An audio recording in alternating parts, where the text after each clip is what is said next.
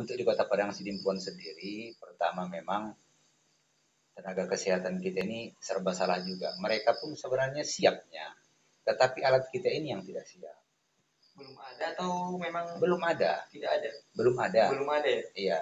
Kemarin hari Selasa minggu yang lalu kita bertemu dengan Pak Wali Kota. Nah, di situ kita perbincangkan tentang COVID ini juga. Nah, Dinas Kesehatan meminta alat untuk supaya tes swab itu bisa langsung diketahui di sini. Ya. Tetapi yang menjadi kendala adalah sumber daya manusianya. Kita belum punya sumber daya manusia yang menjalankan tes swab. lab tersebut. Tapi mudah-mudahan ditindaklanjuti bagaimana caranya untuk 1 bulan ke depan lah ini bisa hadir di Kota Padang Sidimpuan sehingga tidak ada lagi istilah orang di COVID kan.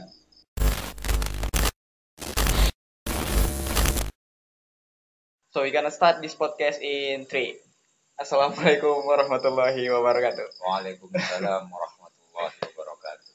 Alhamdulillah setelah berjuang 2 hari ini saya bisa menghadirkan sosok di sebelah kiri saya. Beliau namanya adalah, boleh sebut namanya Bang ya? Iswandi Arisandi, mengenyam pendidikan di Kota Padang Sidimpuan sampai SMA hingga menuntaskan gelar sarjana ekonomi akuntansi di Universitas Negeri Riau Pekanbaru. Ya. Dan sekarang beliau kesibukannya itu sebagai pertama Wakil Ketua Komisi 3 ya. DPRD Kota Padang Sidimpuan, ya, Sekretaris DPD PAN Partai Amanat Nasional Kota Padang Sidimpuan, dan Ketua Fraksi juga ya Bang ya? Oh tidak. Oh bukan ya? Tidak. Berarti informasi yang saya peroleh itu tidak tepat. Karena beberapa hari ini Bang saya mempelajari kembali soal Bang Andi. Soalnya kan tahun-tahun sebelumnya saya baca-baca juga artikel mengenai Abang. Jadi karena saya undang Abang juga di hari ini, di malam ini, saya pelajari kembali semua biografinya. Ternyata dari informasi yang saya dapatkan ada kesalahan sedikit. Diralat. Tertariknya ini teman-teman, Bang Andi ini adalah sosok milenial yang ada di Kota Padang Sidimpuan dan berkecimpung di DPRD ya Bang ya. Jadi untuk itu saya undang hari ini. Terima kasih dulu untuk Bang Andinya yang udah menyiapkan waktu untuk kita di podcast bicara bareng-bareng. Dan kita bakalan kulik banyak soal COVID-19 di Kota Padang Sidimpuan ini. Ya, sebanyak yang saya ketahui walaupun tidak banyak nantinya. Tapi ini sebelumnya maaf juga ini. Bajunya ini pakai gamis ini karena tadi beliau ini janjinya siang, tapi karena ada sesuatu hal tidak bisa. Jadi kita ini apa namanya? Kita paskan di malam ini.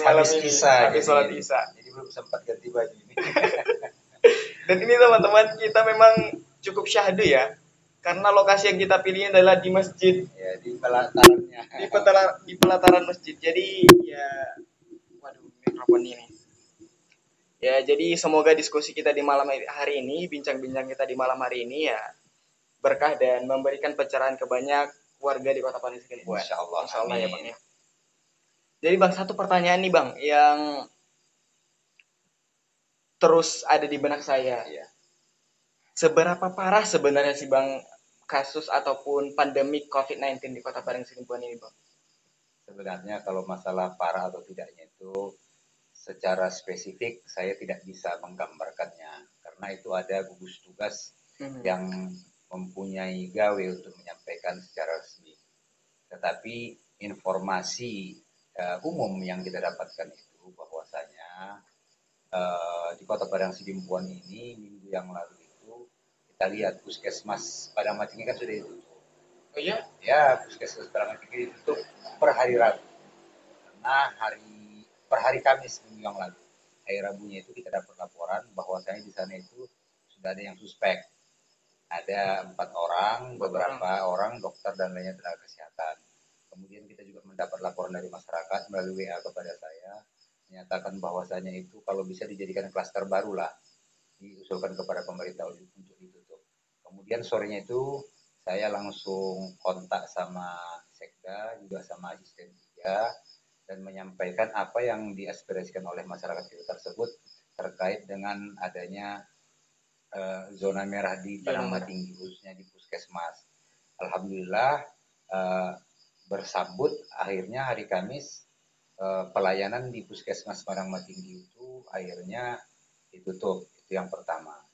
Yang kedua, mungkin ini ya, banyak di antara kita di Kota Padang Sidimpuan ini yang merupakan OTG, orang tanpa gejala. Orang tanpa gejala, dalam artian imunnya kuat, tetapi dia tidak terkena virus tersebut, tetapi bisa jadi orang imunnya lemah dia menjadi carrier atau pembawa sehingga virus tersebut bisa ditularkannya kepada orang lain. Kemudian kita ketahui juga beberapa yang suspek itu rata-rata dari tenaga kesehatan. Ini sangat kita sayangkan karena mereka lah garda terdepan untuk menjadi menjadi penyelamat kalau ada masyarakat kita yang suspek.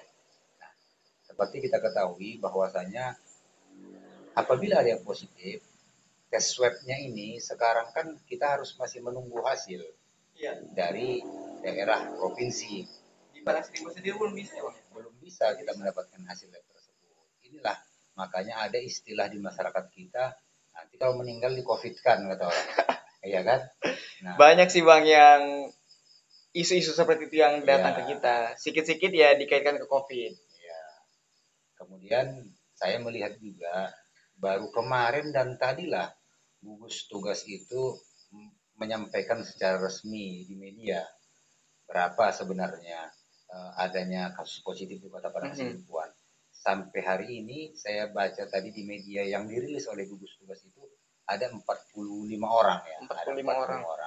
Sebelum-sebelumnya ini kan kita seperti lost contact. Iya Bang, nggak ada. Sama gugus tugas ini. Nah setelah kita sentil sedikit baru muncul. Ya itu benar sih Bang. Kemarin juga saya waktu bermain-main sepeda keluar-keluar daerah, kelihatannya nggak ada pencegahan ataupun upaya yang diberikan. Namun untuk beberapa pekan belakangan inilah terlihat kembali ada yang bekerja seperti itu. Ya itulah yang justru kita sesalkan. Di saat harusnya suspeknya ini melandai ke bawah, ternyata naik lagi ke atas. Karena apakah gugus tugas kita ini melemah karena dilihatnya tidak ada kasus lagi di Sidimpuan, terus merasa aman. Nah ini kan tidak boleh. Kita harus memakai prinsip selalulah berpatokan terhadap standar pertama. Pokoknya begitu kita bekerja pertama kali, rajinnya sampai akhir pun harus seperti itu. Nah, itu dia.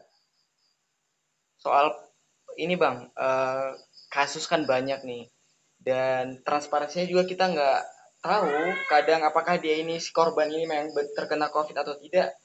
Jadi kita masyarakat terkadang merasa itu main-mainan. Antara ada dan tiada. Iya, jadi kepikirannya kalau saya nih Bang ya, berpikirannya main-main ini. Jadi nggak terlalu serius aja mikirnya jadinya. Jatuhnya kepikiran biasa aja. Jadi nggak terlalu was-was tapi takut juga mau was-was tapi bagaimana karena nggak ada informasi yang bisa kita dapat secara jelas kan ya. Itulah yang saya sampaikan di media kemarin itu. Gugus tugas ini harusnya membuat terang benderang, tetapi kok jadi meredup. Dicek juga. Barik, ini kasihkan sama Om Jimmy satu nah. Ini satu. Awas panas. Oh. Ya, ini pegang ini. Nah, bawa. Ya, pegang. Nah, pegang, ayo. Ya, minum. Makasih loh Bang. Masih panas tapi ini. Buka dulu biar. Jamuannya enak ini. Bahkan ini Bang, yang saya lihat di websitenya resmi Padang Sidimpuan kan, data terakhir yang diupdate ke sana itu bulan Maret kalau saya nggak salah. Jadi kalau memang mau memberikan informasi yang lengkap kepada kita ya, karena kita kan lebih mudahnya ke websitenya Padang Sidimpuannya langsung, di situ yang terupdate itu sampai di bulan Maret saja. Coba kita cek dulu websitenya. Iya kan? Website gugus tugas ya. Apa itu? Apanya websitenya? Yang saya lihat dari padangsidimpuan.go.id atau ac.id. Coba ketik dulu. Padang Sidimpuan aja sih. Biasanya. Padang Sidimpuan. Salah ketik lagi nih. Karena kita kan juga mau dapatkan informasi itu ya, palingannya mudahnya dari sini yang akurat. Karena kalau saya mikirnya kalau sudah dari website pastinya sudah akuntabel dan bisa dipertanggungjawabkan. Ya, harusnya seperti itu, karena tugas pemerintah itu harus memberikan informasi yang terpercaya. Ini juga Padang Sidimpuan.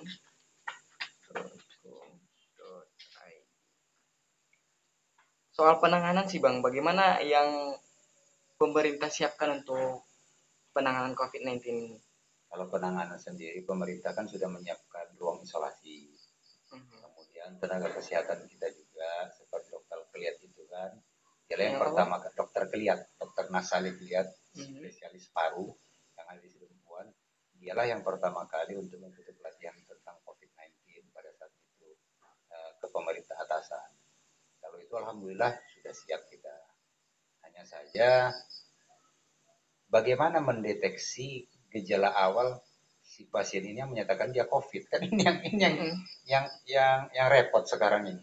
Karena kita nggak bisa membedakan orang yang terkena dan yang tidak terkena kan secara fisik. Ya, secara fisiknya itu tanda-tandanya kan sama saja dengan orang kena flu, batuk segala macam. Hanya membedakannya itu adalah kadar oksigen dia di dalam tubuhnya. Makanya sekarang ada istilahnya happy hypoxia. Happy hypoxia itu? Ya, hypoxia itu adalah keadaan pada saat tubuh kekurangan oksigen. Jadi tubuh itu kadar oksigennya tidak boleh di bawah 90. Nah, sekarang saya membaca kemarin ada tulisan di sebuah surat kabar nasional, itu tulisan dari guru besar dari Universitas Airlangga Surabaya, itu disampaikan bahwasanya penyakit COVID-19 ini melawan hukum ilmu biologi dasar katanya. Seharusnya manusia yang sudah kadar oksigennya turun di bawah 80, ini sudah langsung sesak napas. Karena apa? Karena alarm di otak kita itu berbunyi. Nah, sementara orang yang terkena COVID ini pada sampai level terendah, sampai level 30 oksigen di dalam darahnya ini, baru alarmnya menyala. Sehingga dokter ataupun tenaga kesehatan pada saat dibawa ke rumah sakit tidak bisa berbuat banyak lagi. Inilah salah satu kehebatan daripada virus COVID-19 ini. Karena dia menyerang sistem pernapasan, terutama paru-paru. Makanya sering kita dengar orang yang beresiko itu dia kan yang berumur 60 tahun ke atas atau yang mempunyai penyakit paru. Nah, itu yang dikatakan happy hypoxia tersebut. Nah, jadi makanya di situ disampaikan oleh guru besar tersebut, yang paling gampang itu adalah kalau kita sering mengukur oximeter, dia diselipkan di dalam jari. Oximeter itu alatnya? Iya, alatnya. Nah, itu nanti ketahuan kadar oksigen kita berapa. Oh, isi yang seperti jepitan ya, Bang? Iya. Nah, di situ itu bisa jadi penanda awal. Nah, harus sering-sering katanya itu. Karena kalau rata-rata kan happy hypoxia ini, kenapa dikatakan happy hypoxia? Tadinya dia masih ketawa-ketawa, masih senang-senang, tiba-tiba level oksigennya drop langsung lewat. Itulah gejala awalnya. Secara gambaran umum. Pun karena baca juga di situ yang menulis guru besar kan dari Universitas Airlangga. Nah, di situ. Jadi untuk di Kota Padang Sidimpuan sendiri, pertama memang tenaga kesehatan kita ini serba salah juga. Mereka pun sebenarnya siapnya, tetapi alat kita ini yang tidak siap. Belum ada atau memang? Belum ada. Tidak ada? Belum ada. Belum ada ya? Iya. Kemarin hari Selasa minggu yang lalu kita bertemu dengan Pak Wali Kota. Nah, di situ kita perbincangkan tentang COVID ini juga. Nah, Dinas Kesehatan meminta alat untuk supaya tes swab itu bisa langsung diketahui di sini. Ya. Tetapi yang menjadi kendala adalah sumber daya manusianya. Kita belum punya sumber daya manusia yang menjalankan tes swab. Lab tersebut. Tapi mudah-mudahan ditindaklanjuti bagaimana caranya untuk 1 bulan ke depan lah ini bisa hadir di Kota Padang Sidimpuan sehingga tidak ada lagi istilah orang di COVID kan. Orang jadi takut berobat ke rumah sakit sekarang. Banyak sih Bang masyarakat di sekitaran saya juga karena ada yang sakit ya. Dalam bahasa kita ini bilang gini, maru buat narun corona di rokok. Iya. Jadi masyarakat sebahagian di daerah saya mindset nanti dibilang orang itu corona nanti. Iya. Jadi takutnya gitu kan. Padahal kalau memang kita sakit ya berobat salah satu jalan untuk kita agar bisa sembuh kan. Betul. Tapi kan trauma-trauma seperti yang kemarin-kemarin itu kan betul-betul bikin masyarakat gimana ya, takut kan. Apalagi itu nanti kalau misalnya yang meninggal di rumah itulah dulu dibilang COVID. Ini kan isolasi semua. Kalau misalnya dia punya warung, warungnya pun kan didatangi orang selama 14 hari. Ini kan serba salah juga jadinya. Dan itu terjadi waktu kemarin di Silantit ya Bang ya. Ada yang korban yang dimakamkan di Silantit ya. Iya, ada juga. Ada juga ya yang di Silantit. Yang warganya menolak gitu ya, pada awalnya. Karena itu pemerintah tidak mensosialisasikan di situ, langsung aja dibawa ke sana. Sementara minggu yang lalu kita tinjau juga tanah pekuburan untuk COVID itu. Itu jaraknya tidak sampai 150 meter dari tembok luar pekuburan itu sampai ke sekolah. Dan memang betul ke sekolah SD yang ada di situ. Dan memang anak-anak sering main ke situ. Bahkan kita lihat di situ ada sarung tangan di situ bersera, ada masker di situ. Bekas orang mungkin orang yang kemarin itu. Nah, ini jadi kita sesalkan juga ini. Kalau mereka itulah pihak gugus tugas yang melakukan penguburan di situ. Terus kalaulah mereka itu diduga membuang sembarangan kan berarti kan mereka juga kan tidak menetapkan protokol kesehatan. Berarti ada kelalaian di situ ya. Ya, kelalaian lah bisa kita duga itu kelalaian. Gitu. Apakah memang sampai segitunya virus corona ini bahkan dari peralatan yang digunakan bisa menularkan? Nah, kalau masalah virusnya ini saya rasa umumnya seperti itu yang kita baca, tapi tidak berkompeten juga untuk menjelaskan virus ini karena saya bukan ahli virus kan, hanya gambaran umumnya backgroundnya saja. Juga seorang akuntan ya Bang ya. Karena gambaran umumnya saja. Bahkan hingga terakhir ini yang saya dapatkan di Kota Padang Sidimpuan nih Bang, ada peraturan untuk menangani itu ya Perwal nomor 28 ya Bang. Ya, Perwal 28. Perwal 28 itu terkait dengan penegakan protokol kesehatan.